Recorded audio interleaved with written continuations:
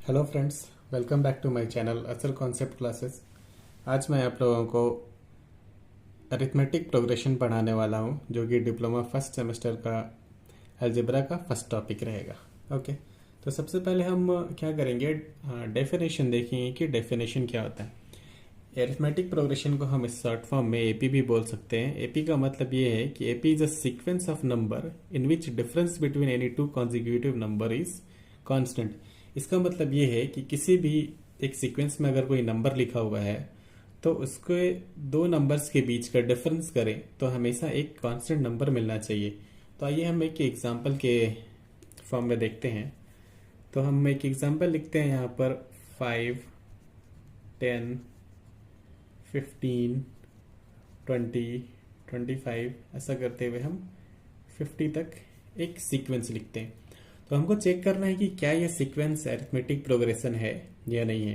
Okay, तो दो consecutive numbers बोला गया है, तो हम क्या करते हैं कि ये दो नंबर्स को ले लेते हैं। ठीक है, तो अगर हम डिफरेंस निकालें, जनरली डिफरेंस को कॉमन डिफरेंस बोलते हैं, अगर वो एपी में रहा तो हम यहाँ पर डी से उसको डिनोट करते हैं। तो डिफरेंस निकाले तो 10 - 5 जो कि 5 होता है। ओके, उसी तरीके से इन दोनों के बीच का अगर डिफरेंस निकालें तो d इज इक्वल्स टू 25 - 20, यानी कि ये भी 5 हो रहा है।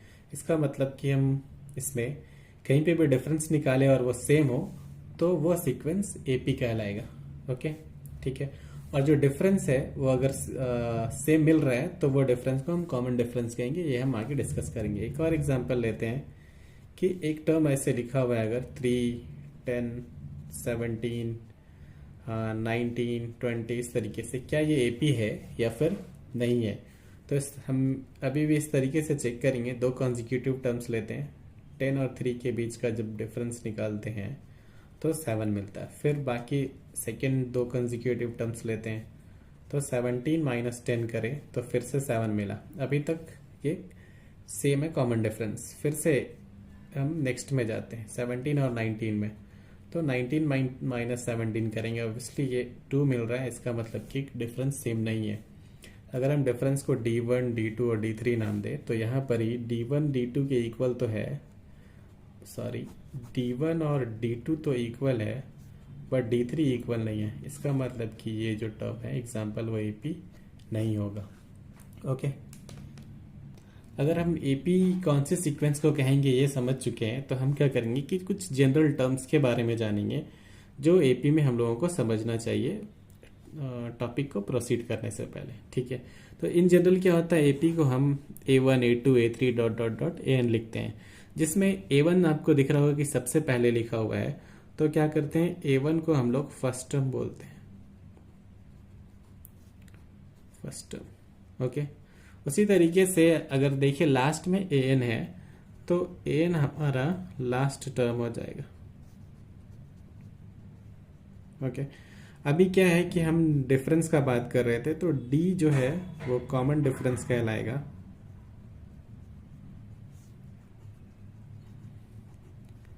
ये कॉमन डिफरेंस तभी होगा जब ये एपी में आएगा तो सभी डिफरेंस कॉमन मिलेगा, तो इसलिए कॉमन डिफरेंस बोलते हैं। ओके, उसके बाद यहाँ पे एक n लिखा हुआ, n का मतलब है नंबर ऑफ टर्म्स।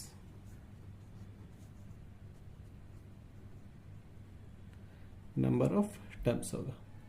ओके, तो हम लोगों को अगर 5 टर्म है एपी में तो यहाँ पर A5 होगा, 10 टर्म है तो यहाँ पर A10 होगा, 100 टर्म है तो A100 होगा। इस तरीके से हम लोगों को समझना है। तो अभी तक हम लोग जितना पढ़े हैं उसके हिसाब से अगर आपको 1 मार्क्स का क्वेश्चन मिलेगा तो वो इस तरीके से मिलेगा कि चेक कीजिए कि दिया हुआ सीक्वेंस एपी है या नहीं है। तो सबसे पहले हम देखेंगे कि ये रूट में लिखा हुआ है √1, √4, √9, √16 एंड √25। ओके, तो सबसे पहले अगर ये पॉसिबल है रूट से बाहर करना तो हम करेंगे। 1 का रूट 1 ही होता है, √2 को हम 4 को हम 2 लिख सकते हैं, √9 को 3 लिख सकते हैं, 16 को 4 लिख सकते हैं और √25 को 5 लिख सकते हैं। तो आप अगर यहाँ देखें तो सीधा सीधा ये एक नेचुरल नंबर बन रहा है, नेचुरल नंबर बन रहा है और सभी के बीच का डिफरेंस 1 है। इसका मतलब ये जो टर्म है वो आपका एपी रहेगा। अब दूसरा क्वेश्चन किस तरीके से आता है कि चेक करना है कि एपी है या नहीं, और अगर है तो नेक्स्ट 4 टर्म्स आपको लिखने हैं। ओके, तो एग्जाम्पल के लिए हम यहाँ पर एक सीक्वेंस लिए हैं 20, 40, 60, 80। क्या ये एपी है या नहीं है? तो एपी चेक करने के लिए अगर हम इन जनरल बात करें, इन जनरल जैसे हम लोग टर्म्स को कैसे डिफाइन करेंगे, तो हम A1, A2, A3, A4 और इस तरीके से लास्ट में AN लिखे थे। तो इसी तरीके से यहाँ पे 20 है, 40 है, 60 है, 80 है। ठीक है, तो अगर ये एपी होगा तो आगे बढ़ाएंगे, नहीं तो फिर यहाँ पे ही लिख सकते हैं ये एपी नहीं है। तो पहले चेक करना है। उस हिसाब से ये A1 हो गया है, ये A2 हो गया, ये A3 हो गया और ये A4 हो गया। ओके, तो अगर हम D1 निकालना चाहें तो D1 का फॉर्मूला लिखेंगे A2 माइनस A1।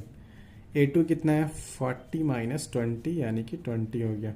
उसी तरीके से D2, अगर D2 बोलते हैं तो एक आगे जाएंगे यानी कि A3 माइनस A2। अगर आपसे कोई D3 पूछे, 3 है तो यहाँ पे लिखिए A4 माइनस A3, यानी कि यहाँ 3 है तो यहाँ 3 होगा, यहाँ पे 2 है तो यहाँ पे 2 होगा। ठीक है, तो A3 कितना है यहाँ पे A3 आपका 60 है, माइनस A2 आपका 40 है, तो 60 माइनस 40 भी 20 हो रहा है। ओके, उसी तरीके से अगर आप A4 देखें तो 80 माइनस 60 जो कि 20 होगा, यानी कि सबका डिफरेंस सेम मिल रहा है। तो बोल सकते हैं यहाँ पर कि D1, D2, D3 बराबर है, इसका मतलब ये एक AP है। अगर AP है तो हमसे पूछा है कि नेक्स्ट 4 टर्म भी लिखना है अगर, तो नेक्स्ट 4 टर्म किस तरीके से लिखेंगे? तो नेक्स्ट टर्म में जाने से पहले हम एक फार्मूला है जो आपको काफ़ी इम्पोर्टेंट होगा आगे AP में। AN is equals to A plus N minus 1 into D. ये काफ़ी इम्पोर्टेंट है और इसके हिसाब से ही हमारा नेक्स्ट टर्म निकलेगा और आगे न्यूमेरिकल भी इसके हिसाब से हम लोग बनाएंगे। ओके, तो अभी क्या है कि हमसे पूछा, हमारा AP था 20, 40, 60, 80। हम उसको बता चुके कि D जो है वो 20 है और ये एक AP में है। तो A1, A2, A3, A4 दिया हुआ, हमको A5 निकालना। A5 का मतलब क्या होता है कि N बराबर आपका 5 है। तो फॉर्मूला लगाते हैं, AN इज इक्वल टू क्या था? A plus N minus 1 into D, यानी A आपका 20 है प्लस N यानी कि 4 माइनस 1 इंटू डी, यानी सॉरी D का वैल्यू भी 20 है।